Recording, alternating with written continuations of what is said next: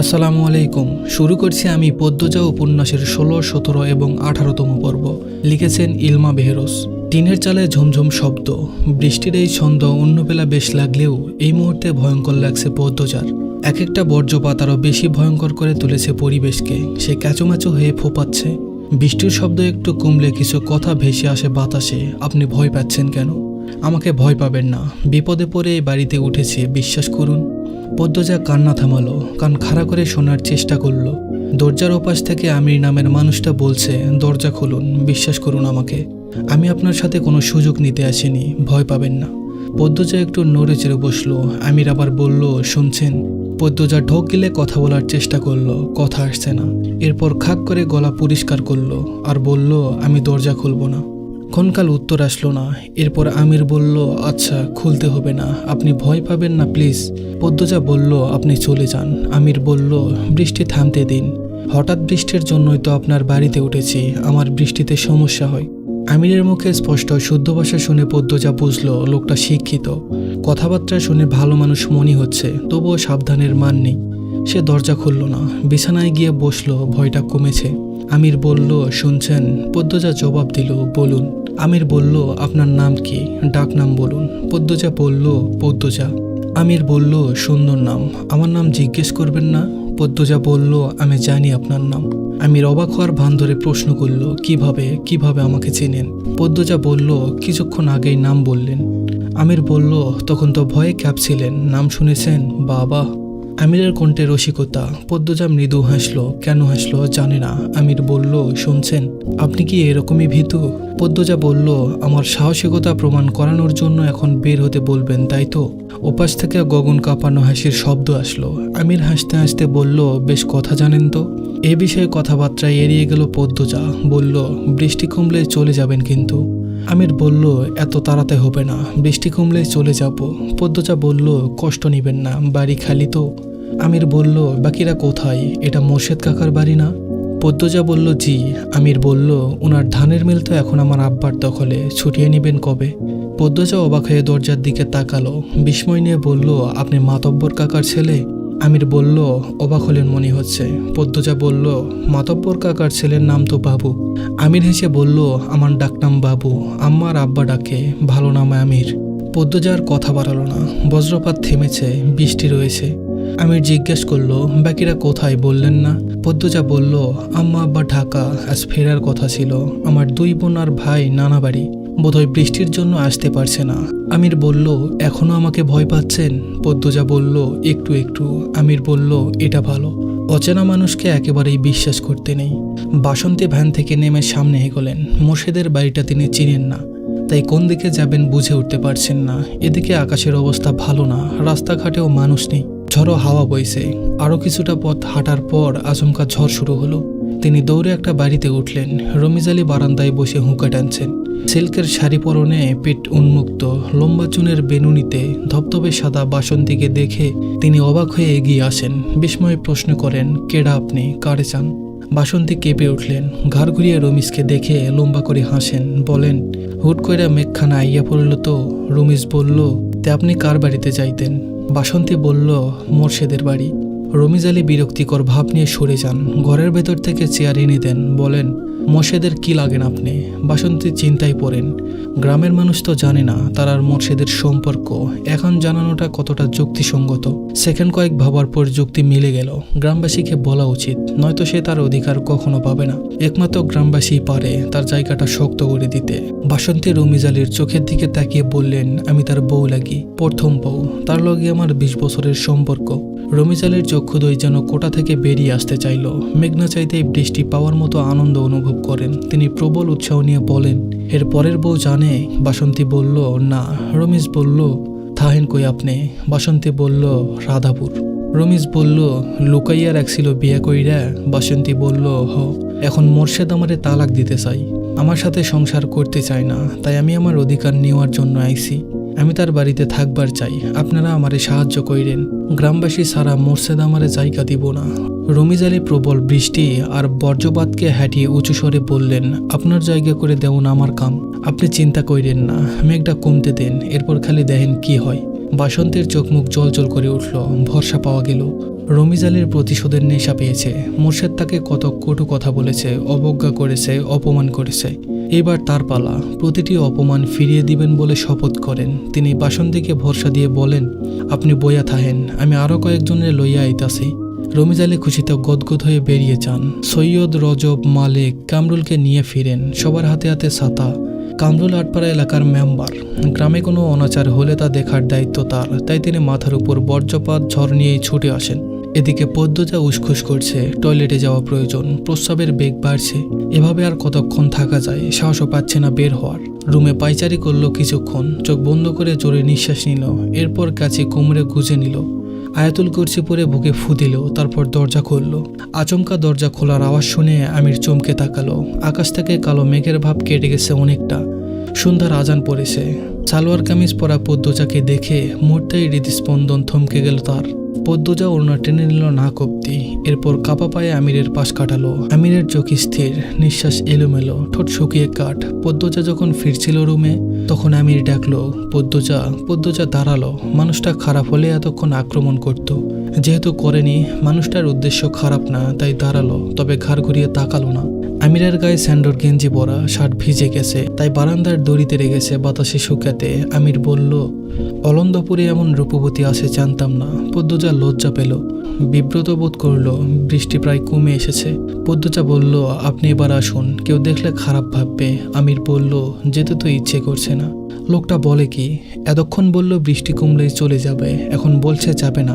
পদ্মজা ঘুরে তাকালো, চোখের দৃষ্টিতে একতে নিয়ে বলল, চলে যান। আমির কিঞ্চিত হা হয়ে তাকিয়ে রইল। না চাইতেও পদ্মজা আমিরকে খেয়াল করলো। শ্যামবর্ণের একজন পুরুষ, থুতুনির মাঝে কাটা দাগ। সাথে সাথে চোখ সরিয়ে নিল পদ্মজা। কাঁদো কাঁদো হয়ে বলল, বৃষ্টি কমে গেছে, আম্মা আব্বা চলে আসবে, চলে যান আপনি। আমিরের নিস্তব্ধতা পদ্মজাকে বিরক্ত করে তুলল। এত ঘাটতেরা দুই কথার মানুষ কিভাবে হয়? উঠানে পায়ের শব্দ, কয়েকজোড়া পায়ের শব্দ। বারান্দা থেকে তাকালো আমির এবং পদ্মজা। গ্রামের এতজনকে দেখে পদ্মজার নিঃশ্বাস বন্ধ হয়ে আসে। দৌড়ে রুমে ঢুকে পড়ল। রমিজ আলী চেঁচিয়ে ডাকেন, কইরে মোর্শেদ, আকাম কইরা এখন লুকাইয়া আসস কেন? বাইর হ, তোর আকাম ধইরা লইয়া আইছি। আমির বারান্দা পেরিয়ে বেরিয়ে আসে। গম্ভীর মুখে বলল, উনারা বাড়িতে নেই। উৎসুক জনতা আমিরকে দেখে অবাক হলো। কামরুল বললেন, আরে আমির, শহর থেকে আইলা কবে? আমির বলল, এই তো 4 দিন হলো, কেমন আছেন? কামরুল বলল, এই তো আছি, তাই এখানে কি করো? আমির উত্তর দেওয়ার আগে রমিজ আলী প্রশ্ন করেন, বাড়িতে কি কেউ নাই? আমির বেশি সহজ সরল গলায় বলল, আছে, পদ্মজা আছে। উপস্থিত 5-6 জন তীক্ষ্ণ চোখে তাকালো। সবার দৃষ্টি দেখে আমির বুঝলো সে কত বড় ভুল করে ফেললো। তাহলে পদ্মজা এটারই ভয় পাচ্ছিল। আমির দড়ি থেকে শার্ট নিয়ে দ্রুত পড়ল। এরপর কৈফিয়ত স্বরে বলল, আপনারা যা ভাবছেন তা না। বাড়ি ফিরছিলাম, বৃষ্টি নামে, তাই এই বাড়িতে উঠে পড়ি। বাড়িতে কেউ নেই না জানলে। আমির কথা শেষ করতে পারল না। রমিজ আলী চেঁচিয়ে আশেপাশের বাড়ির সব মানুষদের ডাকা শুরু করলেন। মাতব্বর তাকে কোমাপদস্থ করেননি, কোণঠাসা করেছে। মোর্শেদ পথে ঘাটে কটু কথা শুনিয়েছেন, আর সেই যন্ত্রণা কমানোর দিন। আমির ভরকে গেল। কামরুল আঙ্গুল শাসিয়ে কঠিন স্বরে বললেন, তোমার কাছে এটা আশা করি নাই। তোমার আব্বারে ডাকতাছি, উনি যা করেন করবেন। আমির বিরক্ত নিয়ে বলল, আরে আজব, কি শুরু করছেন আপনারা? সৈয়দ আমিরের বয়সের কাছাকাছি, ব্যক্তিগত ভেজাল আছে তাদের মধ্যে। সৈয়দ হুঙ্কার ছেড়ে বলল, চুপ থাক তুই। তোর বাপে মাতব্বর বইলা তোরে ডরাই আমরা, আকাম করিবার সাইডা দিমু। আমিরের চোখ লাল বর্ণ ধারণ করে। রেগে গেলে চোখের রং পাল্টে যায় তার। কালো মুখশ্রীর সাথে লাল রং ভয়ঙ্কর লাগে। সৈয়দ ভেতরে ভেতরে ভয় পেল। আমিরের হাতে কম মার খায়নি সে, তবে আর সুযোগ আছে। পুরো গ্রামবাসী এক দলে, সে কিছুতেই ছাড়বে না। ঢোক গিলে বলল, চোখ উল্টাইয়া লাভ নাই, কুকামের উসুল না তুলে যাইতাছি না। আমি রাগে শক্ত হয়ে সৈয়দের কানের কাছে থাপ্পড় দিল। মুহূর্তেই সৈয়দের মাথা ভন ভন করে উঠল। ততক্ষণে রমিজের উস্কানিতে মানুষ জমে গেছে। সবার হাতে হাতে টর্চ, হ্যারিকেন। আধার নেমে এসেছে। আমির আবারও সৈয়দকে মারতে গেল। কয়েকজন এসে জাপটে ধরল।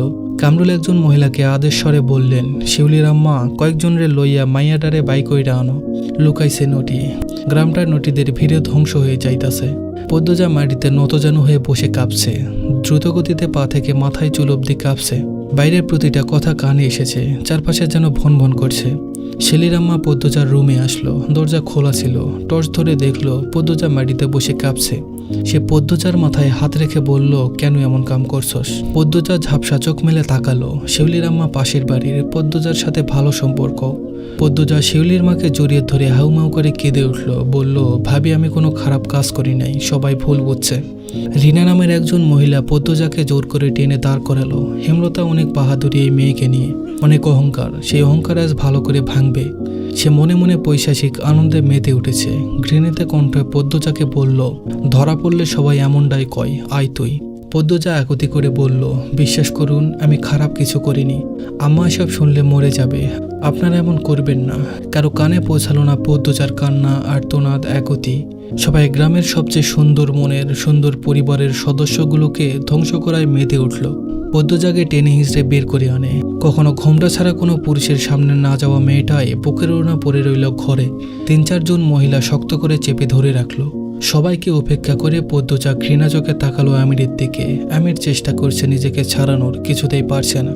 পূর্ণা জ্বরের চোটে কাঁপছে। বাড়িতে ঢুকে দেখলো কোলাহল, ভয় পেয়ে গেল। একটু এগিয়ে দেখলো পদ্মজার বিধ্বস্ত অবস্থা। জ্বর মুহূর্তেই উবে গেল।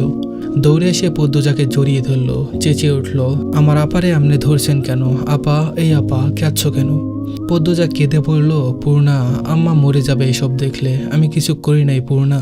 পূর্ণা কিছু বুঝে উঠতে পারছে না, শুধু অনুভব করছে তার বুক কাঁপছে। সে রিনাকে বলল, খালা আপনি আমার বোনরে এভাবে ধরছেন কেন, ছাড়েন। রিনা কর্কশ কণ্ঠে বলল, তোর বোনের রস বাইরে গেছিল, এই জন্য খালি বাড়ির বেড়া ছেড়ে ডাইকে আইনা রস কমাইছে। পূর্ণার গা ঢিরি করে উঠল। তেজ নিয়ে বলল, খারাপ কথা বলবেন না, আমার আপা এমন না। পাশ থেকে একজন মহিলা পূর্ণার উদ্দেশ্যে বলল, তোর মা যেমন, এই মাইয়াটা এমনই হয়েছে, নিজে এমন কিচ্ছা করলো, মাইয়াটাও করলো। পদ্মজা চুমকে তাকালো। মহিলা বলে যাচ্ছে, বুঝলা তোমরা সবাই, মায়া খারাপ, মাইয়াডারে বানাইছে আরেক খারাপ। পদ্মজা আচমকা রেগে গেল খুব। আক্রোশে শরীর কাঁপতে থাকলো। রিনা সহ 2 মহিলাকে ঠেলে সরিয়ে দিল। এরপর রাগে চেঁচিয়ে বলল, আমার আম্মা নিয়ে কিছু বলবেন না, আমি খুন করব, মেরে ফেলবো, একদম জিভ ছিঁড়ে ফেলবো। পদ্মজার এমন রূপে সবাই থতমত খেয়ে গেল। লম্বা চুলগুলো খোপা থেকে মুক্ত হয়ে পিঠময় ছড়িয়ে পড়ল। চোখের মনি অন্যরকম হওয়াতে মনে হচ্ছে কোনো প্রেতাত্মার আগে ফোঁসফোঁস করছে। গ্রামের কয়েক মহিলা আবার বিশ্বাস করে পদ্মজা কোনো পরীর মেয়ে, তাই এত সুন্দর। এই মুহূর্তে তারা ভাবছে পদ্মজার ভেতর কেউ ঢুকেছে, তাই সামনে এগোলো না। রিনা একাই এগিয়ে আসলো। পদ্মজার চুলের মুঠি ধরে বৃষ্টি গালিগালাজ করলো। এরপর কামরুলকে বলল, কামরুল ভাই, এই বান্দিরে বান্দা লাগবো। পূর্ণা, প্রেমা পদ্মজাকে ছাড়াতে গেল। সৈয়দ সহ আরো 3-4 জন এগিয়ে আসলো। অন্ধকারের ভিড়ে পড়ে পদ্মজা, পূর্ণা, প্রেমা বাজেভাবে উত্তপ্ত হলো। কয়েকটা কালো হাত নিজেদের তৃপ্তি মিটিয়ে নিল। 3 বোনের কান্না, আর্তনাদ কারো হৃদয় ছুঁতে পারল না। হেমলতার অনুপস্থিতিতে তার আদরের 3 কন্যা জীবন্ত কবর হচ্ছিল, বাধা দেওয়ার কেউ ছিল না। নৌকা ছাড়ার পূর্বে আকাশে কালো মেঘের ঘনাঘটা চোখে পড়ল। তার কিছুক্ষণ পর হঠাৎই রিমঝিমিয়ে বৃষ্টি নেমে এলো। খোলা নৌকা হওয়াতে চোখের পলকে যাত্রী 5 জন কাক ভেজা হয়ে গেল। ভিজলেন না হেমলতা, মোর্শেদ ছাতা ধরে রয়েছেন। বজ্রপাতের সাথে সাথে হেমলতার আত্মা দুলে উঠেছে, মনটা খসখস করছে। তিনি জলের দিকে স্থির চোখে তাকিয়ে রইলেন। জলে বৃষ্টির ফোঁটা পড়ার সঙ্গেই বলের মতো একদোলা পানি লাফিয়ে উঠছে। তারপর ছোট্ট ছাতার মতো আকৃতি নিয়ে চারিপাশে প্রসারিত হয়ে হাওয়ায় মিলিয়ে যাচ্ছে। দেখতে সুন্দর, কিন্তু সেই সৌন্দর্য মনে ধরছে না। অজানা আশঙ্কায় তিক্ত অনুভূতি হচ্ছে। মোর্শেদ গলা খাকারি দিয়ে হেমলতার দৃষ্টি আকর্ষণ করার চেষ্টা করেন। এরপর বলেন, কিছু খাইবা? হেমলতা নিরুত্তর। মোর্শেদ শুষ্ক হাসি হেসে বলল, আর কিছুক্ষণ, আইয়া পড়ছে। হেমলতা কিছুটি বলল না, নিরুত্তরেই বসে রইল।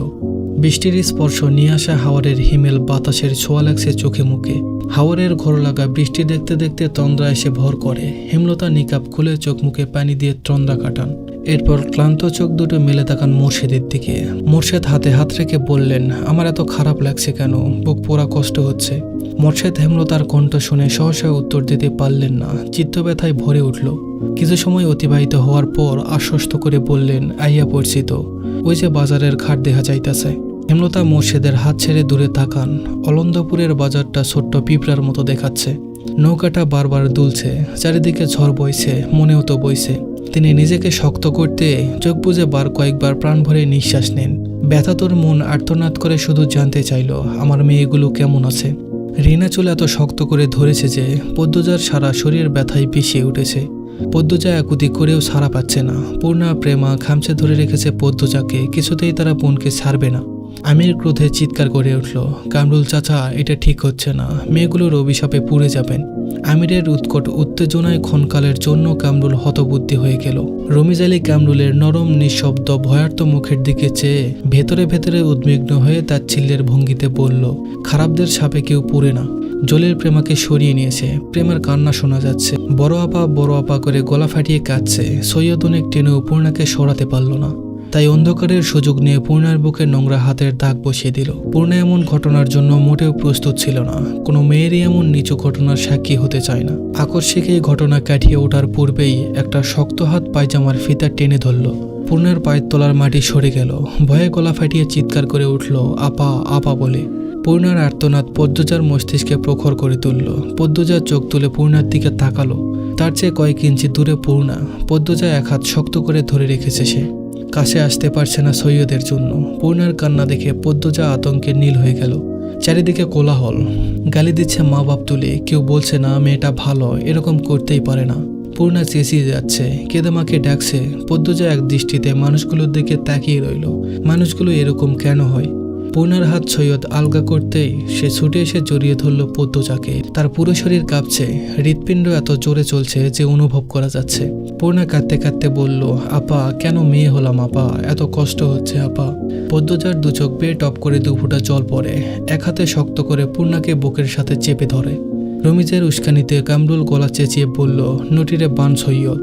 পূর্ণার কানে কথাটা আসতেই সে আরো জোরে পদ্মজাকে জড়িয়ে ধরল। পদ্মজা ঠান্ডা স্বরে বলল, পূর্ণা ছেড়ে দে আমায়। রিনা পদ্মজাকে চুল ধরে টেনে নিয়ে যেতে চাইলেও পদ্মজা জায়গা থেকে এক চুলও নড়ল না, ঠাই দাঁড়িয়ে রইল। পূর্ণাকে ফিসফিসিয়ে বলল, বেঁচে থাকলে সব উসুল হবে, ছেড়ে দে। পদ্মজার কণ্ঠে কি যেন ছিল। পূর্ণার সাথে সাথে শান্ত হয়ে গেল। চোখ তুলে পদ্মজার দিকে তাকালো। পদ্মজার গাল বেয়ে রক্ত ঝরছে। সৈয়দ পূর্ণাকে নিয়ে আসলো। পদ্মজা একটি দুঃসাহসিক কাজ করে বসলো। সৈয়দের অন্ডকোষ বরাবর লাথি বসিয়ে দিল। সৈয়দ মাগো বলে চেঁচিয়ে উঠল। জলিল সহ উপস্থিত তিনজন তেড়ে আসলো পদ্মজার দিকে। পূর্ণাকে ধাক্কা দিয়ে ছুঁড়ে ফেললো দূরে। অশ্রাব্য গালি দিতে দিতে কেউ পদ্মজাকে থাপ্পড় দিল, কেউ বা দিল লাথি। দু তিনজন গ্রামবাসীর মনে মায়া উদয় হলো। ছুটে আসলো পদ্মজাকে বাঁচাতে। প্রান্ত ভয়ে চুপসে গিয়েছিল। পদ্মজাকে কাদায় ফেলে মারতে দেখে দৌড়ে আসে। জলিলের হাতে শরীরের সব শক্তি দিয়ে কামড় দিল। জলিল প্রান্তের কান বরাবর থাপ্পড় বসাতেই প্রান্তের মাথা ভন ভন করে উঠল। পরিস্থিতি বিগড়ে যেতে দেখে কামরুল হতবুদ্ধি হয়ে পড়েন। মনে মনে বেশ ভয় পান। কেশে গলা পরিষ্কার করে দুহাত তুলে চেঁচিয়ে বললেন, তোমরা থামো, এটা কি করতেছ? থামো কইতেছি, সবাই সইরা আসো, থামো। সবকিছু থেমে গেল। পদ্মজা কাচুমাচু হয়ে পড়ে রইল কাদায়। নিঃশ্বাস নিতে কষ্ট হচ্ছে। নাভির নিচে একটা লাথি পড়েছে বেশ জোরে। চোখ বুজে রেখেছে। দুহাত বুকের উপর। লম্বা চুল কাদায় মেখে ছড়িয়ে আছে চারিপাশে। যন্ত্রণায় যেন পাঁজরগুলো মরমর করে ভেঙে যাচ্ছে। পূর্ণা জ্বরের তোপে জ্ঞান হারিয়েছে। হেমলতার মা মঞ্জুরা বাড়িতে ঢুকে পদ্মজাকে এমনভাবে পড়ে থাকতে দেখে আটকে উঠলেন। দৌড়ে এসে পদ্মজাকে তুলতে চাইলে কামরুল হুঙ্কার ছাড়েন, এই শরীরে ধরন চাইব না, জানে হান থাইকা। মঞ্জুরা পদ্মজার কামিজ ঠিক করে দিলেন। এরপর দুজন লোককে নিয়ে পূর্ণাকে তুলে ঘরে নিয়ে গেলেন। মঞ্জুরার বুক কাঁপছে হেমলতার ভয়ে। হেমলতা বারবার বলেছিল 2-3 দিন তার মেয়েদের চোখের আড়াল না করতে, আর তিনি একা বাড়িতেই ছেড়ে দিয়েছেন। ইচ্ছে হচ্ছে একা ছুটে পালিয়ে যেতে। হিমেল নাক টেনে টেনে কাঁদছে, জপ করছে হেমলতার নাম। মঞ্জুরা রেগে ধমক দেন, আহ থামতো। বাপের বাড়িতে কাউকে না পেয়ে হেমলতা চিন্তায় পড়েন। মোর্শেদ বললেন, আমরার বাড়িতে গিয়া বইয়া রইছে মনে হয়, আও বাড়িতে যাই। হেমলতা মিনমিনিয়ে গলায় বলেন, তাই হবে। দুইজন হেঁটে বাড়ির রাস্তায় ওঠে। তখন পাশ কেটে একজন মহিলা হেঁটে যায়। কিছুটা হাঁটার পর মোর্শেদের খটকা লাগলো। তিনি ঘাড় ঘুরিয়ে তাকান। মহিলাটি অনেক দূর অবধি চলে গিয়েছে। মহিলার অভাব দেখে মোর্শেদের বাসন্তীর কথা মনে হলো। মনে মনে আওরান, বাসন্তী আইছে। পরপরই নিজের মনকে বুঝতেন, না না, হে আইব কেমনে, আর আইলেও যাইব গা কেন। তিনি আর মাথা ঘামালেন না। হেমলতার বুক দুরুদুর করছে। ঠান্ডা বাতাস বইছে। তবুও তিনি ঘামছেন অজানা আশঙ্কায়। বাড়ির কাছাকাছি এসে তিনি দেখতে পেলেন মাতব্বরকে। মাতব্বরের সাথে আরো 2 জন ব্যক্তি। এছাড়া বাড়ির সামনে মানুষের ভিড়ও দেখা যাচ্ছে। হেমলতার হৃৎপিণ্ড যেন থমকে গেল। মেরুদণ্ড বেয়ে বরফের ন্যায় ঠান্ডা কিছু একটা ছুটে গেল। তিনি নিঃশ্বাস বন্ধ রেখে ছুটতে থাকেন। পিছলা খেয়ে পড়ে যেতে গিয়েও নিজেকে সামলে নেন। দৌড় দেখে মোর্শেদ অবাক হন। প্রশ্ন করেন, তুমি দৌড়াইতেছ কেন? হেমলতা প্রশ্নটি শুনলেন না। নিকাব বাতাসের দমকে উড়ে পড়ল দূরে। তিনি ভিড় ঠেলে বাড়িতে ঢোকেন। কোলাহল বেড়ে গেল। এত ভিড়ের মাঝে একটা মেয়েকে পড়ে থাকতে দেখে তিনি অবাক হন। অন্ধকারে মেয়েটিকে চিনতে বেশ অসুবিধা হচ্ছে। তিনি আঙ্গুল তুলে বিড়বিড় করেন, মেয়েটাকে। হেমলতার প্রশ্ন কারো কান অব্দি গেল না। কোথা থেকে একটি আলো এসে পড়ে পদ্মজার উপর। সাথে সাথে হেমলতার চক্ষুদ্বয়ের সামনে পদ্মজার কাদা রক্তে মাখা মুখ ভেসে উঠল। হেমলতা গগন কাঁপিয়ে আর্তচিৎকার করে উঠলেন, পদ্মজারে। পদ্মজার বুকে ধরাস করে উঠল, অস্তিত্ব কেঁপে উঠল। আম্মা এসেছে, তার পৃথিবী, তার শক্তি। পদ্মজা দুর্বল হাত দুটো ভর রেখে উঠে বসার চেষ্টা করলো, পারল না। ভাঙা গলায় জোর দিয়ে শুধু ডাকলো, আম্মা। হেমলতার পৃথিবী থমকে গিয়েছে। বিধ্বস্ত, পর্দাহীন, কাদা রক্তমাখা পদ্মজাকে দেখে বিশ্বাস হচ্ছে না এটা তার মেয়ে। তিনি দ্রুত নিজের বোরকা খুলে পদ্মজাকে ঢেকে বুকের সাথে জড়িয়ে ধরেন। অসহনীয় যন্ত্রণায় যেন কলিজা বেরিয়ে আসছে তার। তার সোনাকন্যারে কি রূপ, কে করলো? কাপা কণ্ঠে বললেন, পদ্ম, আমার পদ্ম। হেমলতার বুকে মাথা রেখে পদ্মজা হাউমাউ করে কেঁদে উঠল, বলল, আম্মা। হেমলতা পদ্মজাকে আরো জোরে চেপে ধরেন বুকের সাথে। দৃষ্টি অস্থির, বুক হাঁপড়ের মতো ওঠানামা করছে। মোর্শেদ বাড়িতে ঢুকে উঁচু গলায় বলেন, এইখানে এত মানুষ কেন? মাতব্বর মিয়া, আপনি এইখানে কেন? কি হয়েছে? প্রেমা প্রান্ত দৌড়ে এসে মোর্শেদকে জড়িয়ে ধরল। দুজন ভয়ে কাঁদছে, কিন্তু কান্নার শব্দ হচ্ছে না।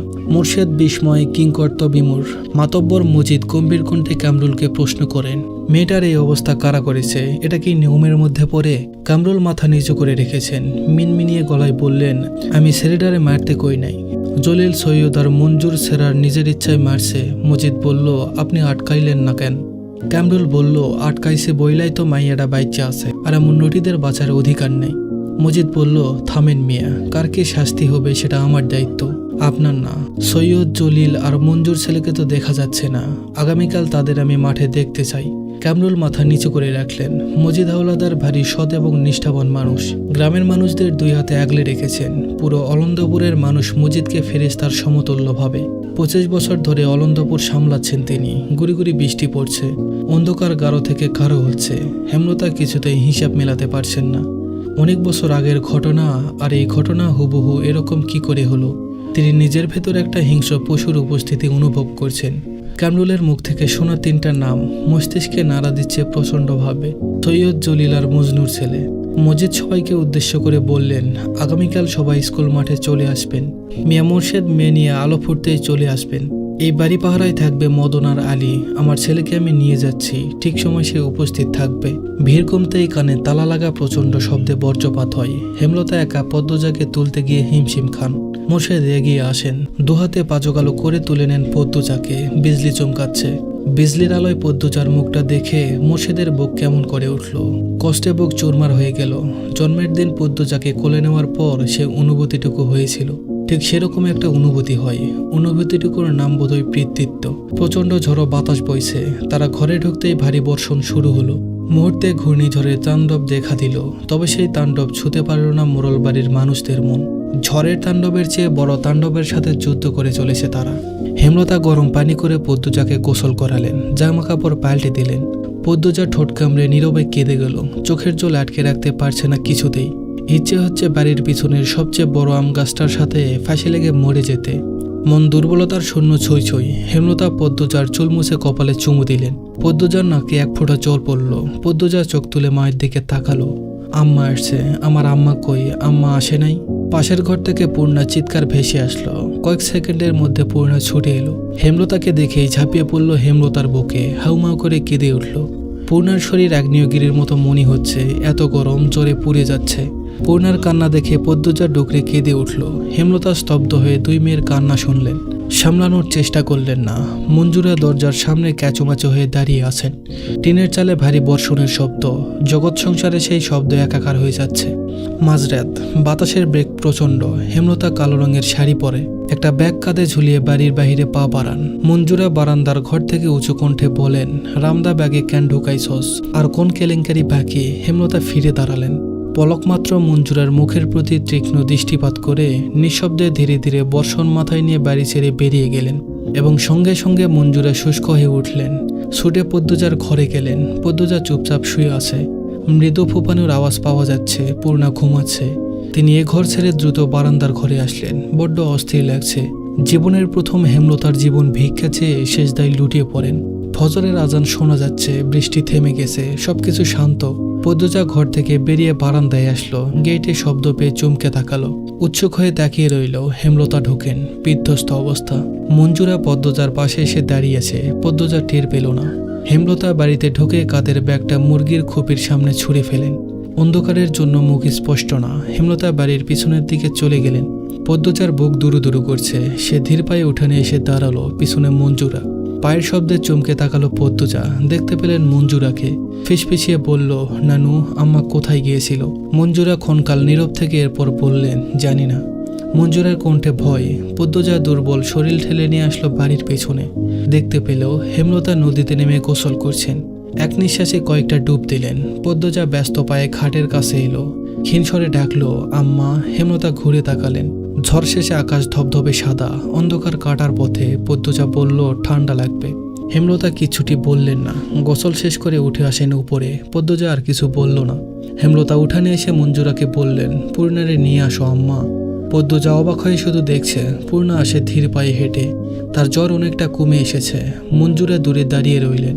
হেমলতা মৃদু এসে পূর্ণাকে বললেন, পদ্মজা পাশে এসে দাঁড়া। পূর্ণা হতবুদ্ধি হয়ে পড়ল। সে বাধ্যের মতো পদ্মজার পাশে এসে দাঁড়ালো। হেমলতা মুরগির খুপির পাশ থেকে কালো ব্যাগটা হাতে তুলে নিলেন। ব্যাগ থেকে একটা রামদা আর একটা কৌটা বের করলেন। দুপুন চাওয়াচাই করলো একবার। হেমলতা রক্তমাখা রামদা দুই মেয়ের পায়ের সামনে রাখলেন। শীতল কিন্তু তীক্ষ্ণ কণ্ঠে বললেন, মানুষ সৃষ্টির সেরা জীব, আর পৃথিবীতে সেরা মানুষগুলোরই বাঁচার অধিকার আছে, মানুষরূপী পশুদের না। যখন যেখানে কোনো মেয়েকে অসম্মান হতে দেখবি, এক কোপ দিয়ে মানুষটার আত্মা দেহ থেকে আলাদা করে দিবি। যে তোকে অসম্মান করেছে সে দোষী, তুই না। তার শাস্তি পাওয়া উচিত, তোর না। তাই আত্মহত্যার কথা কখনো ভাববি না। দোষীর আত্মহত্যা করা উচিত। আর আমি মনে করি এতে পাপ নেই, বরং পাপীকে বিনাশ না করা পাপ। আর আমার মেয়েরা যেন সেই পাপ কখনো না করে। কথা শেষ না হতেই মঞ্জুরা বলল, মেয়েদের এসব কি শিক্ষা দিতেছিস তুই? মাথা খারাপ হইয়া গেছে তোর? হেমলতার ঢোক গেলে মঞ্জুরার কথা হজম করে নিলেন। এরপর আবার মেয়েদের দিকে তাকিয়ে বললেন, আমি কখনো ছেলে চাইনি, মেয়ে চেয়েছি। প্রতিবাদী দুঃসাহসিক মেয়ে চেয়েছি। আল্লাহ আমাকে 3টা মেয়ে দিয়েছেন।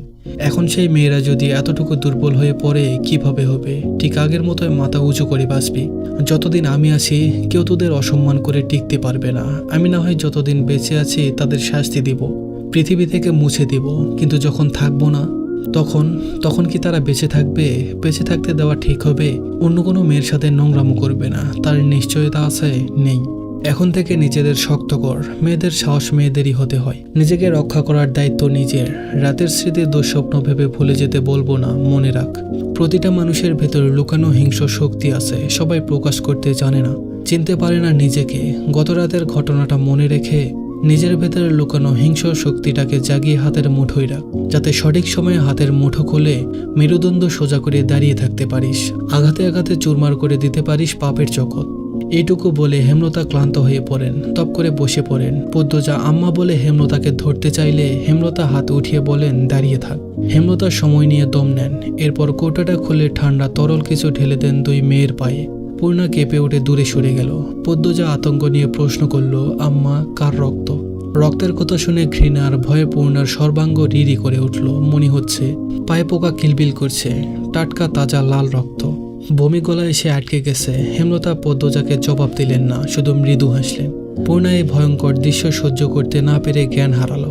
পদ্মজা দুহাতে জাপটে ধরল পূর্ণাকে। কি আশ্চর্য, এই ভয়ঙ্কর ঘটনা তাকে একটু বিচলিত করল না। হেমলতার গায়ে ভেজা শাড়ি, তাই পূর্ণাকে ধরল না। মঞ্জুরাকে বললেন, পূর্ণারে ঘরে নিয়ে যাও আম্মা। মঞ্জুরা কঠোর চোখে তাকালেন হেমলতার দিকে। হেমলতা আবারও হাসেন। ভেজা কণ্ঠে বললেন, কালো বলে অবহেলা না করে বুকে আগলে রাখলে আমার জীবনটা, আমার মেয়েদের জীবনটা অন্যরকম হতে পারত আম্মা। হেমলতার কথায় মঞ্জুরার সারামুখ বিষণ্ণতায় ছেয়ে গেল। তিনি হেমলতার দিকে তাকিয়ে থাকতে পারলেন না। অপরাধ বোধে মাথা নুইয়ে ফেললেন। পূর্ণাকে ধরে নিয়ে গেলেন ঘরে। হেমলতা সেখানেই পড়ে রইলেন। আকাশের দিকে তাকিয়ে জোরে নিঃশ্বাস ফেললেন। আলো ফুটেছে পুরোপুরি। পাখির কিচিরমিচির শোনা যাচ্ছে। পানি দিয়ে উঠোনে রক্ত মুছে দিলেন চিরতরে। রামদা ধুয়ে লুকিয়ে রাখলেন লাহারি ঘরে। শাড়ি পাল্টে উঠানে পা রাখেন। তখন মগা আসে। এসে খবর দিল বিচার বসবে দুপুরে। রাতের ঘূর্ণিঝড়ে গ্রামের বেশিরভাগ বাড়ি উড়ে গেছে। পশু পাখি সহ বিভিন্ন ক্ষতি হয়েছে। অনেক মানুষ আহত হয়েছে। এই খবর শুনে হেমলতার চোখ সচল হয়ে উঠল। প্রকৃতির দিকে তাকিয়ে কৃতজ্ঞতা প্রকাশ করলেন। প্রকৃতি কখনো কাউকে ছাড়ে না। গ্রামবাসী অন্যায় দেখেও নিস্তব্ধ থেকেছিল। এই বুঝি তার শাস্তি। মাথার উপর সূর্য, প্রচণ্ড তাপদাহ। পূর্ণা, প্রেমা, হেমলতা কালো বোরখার আবরণে নিজেদের ঢেকে নিয়ে যাত্রা শুরু করেছে অনন্দপুরের মাধ্যমিক স্কুলের উদ্দেশ্যে। খাখা রোদ্দুর, তপ্ত বাতাসের আগুনের হালকা সবুজ পাতা নেতিয়ে পড়ার দৃশ্য পড়ছে চোখে। মোর্শেদ ব্যাগিতে নিয়ে আসছে। রিনাদের বাড়ির পাশ দিয়ে যাওয়ার পথে করুণ কান্নার স্বর ভেসে আসছে। পদ্মজা চোখ তুলে তাকিয়ে দেখলেন রিনার বাড়ির ছাদ উড়ে গেছে, গাছপালা ভেঙে উঠানে পড়ে আছে। হেমলতা পদ্মজাকে টেনে নিয়ে এগিয়ে যান। বটের ছায়ায় আশ্রয় নিচ্ছিল এক রাখাল ছেলে। সে হেমলতার মুখ দেখে বুঝলো পিছনের দুটি মেয়ে পদ্মজার পূর্ণা। ছুটে আসলো, পদ্মজাকে উদ্দেশ্য করে বলল, পদ্ম আপা, তুমি ডরায়ও না, তোমার কিছু হইব না। চারিদিকে নিঝুম নিস্তব্ধ জেমারা প্রকৃতি। ঘামে দরদর তৃষ্ণার্ত রাখাল হাঁপিয়ে কথাগুলো বলছে। স্কুলে যাওয়ার পথে মাঝে মাঝেই এই 15 বছরের রাখালের সাথে দেখা হতো পদ্মজার। পদ্মজার জন্য পাগল সে, বড় বোনের মতো মান্য করে। পদ্মজা মৃদু করে হাসলো। পদ্মজার মুখের উপর পাতলা পর্দা বলে রাখালের চোখে তা পড়ল না। রাখালকে পিছনে ফেলে 3 মা মেয়ে এগিয়ে চলল।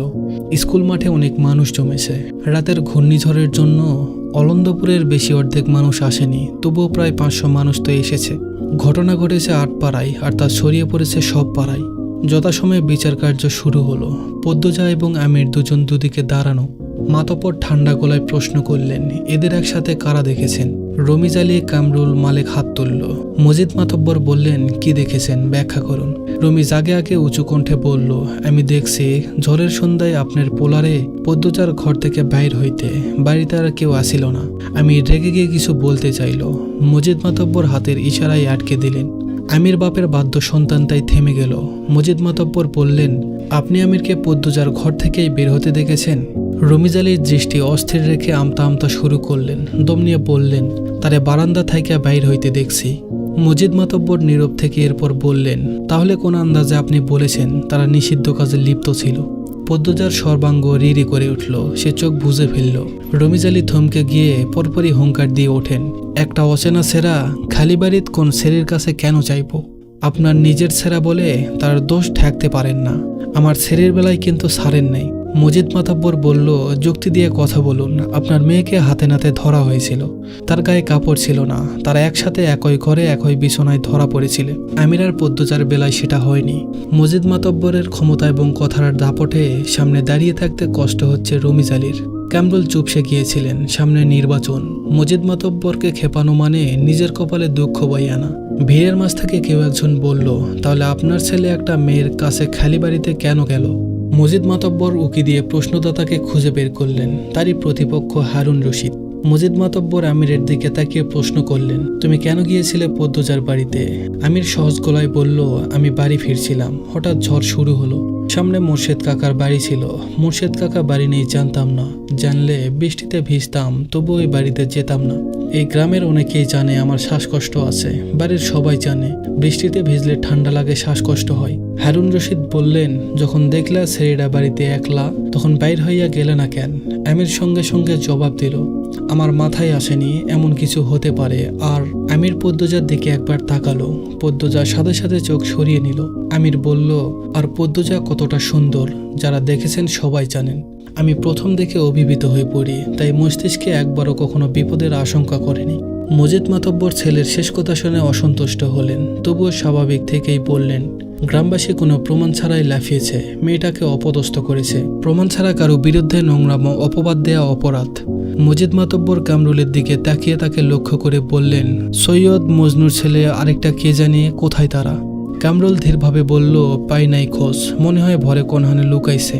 রমিজ আলী হঠাৎ ঘুম ঘুম করে উঠলেন, এইটা আমি মানি না, তারারে আপনি ছাইরা দিতে পারেন না। আপনার ক্ষমতা বেশি দেখা আপনি এমনি নিজের ছেলেটারে ঢাইকা রাখতে পারেন না, ধুতর বাজলো। আমির রেগে মেগে রমিজ আলীকে ধরতে এলে মজিদ গর্জন করে উঠল, আমির। আমির কিরমির করে রাগ হজম করার চেষ্টা করল।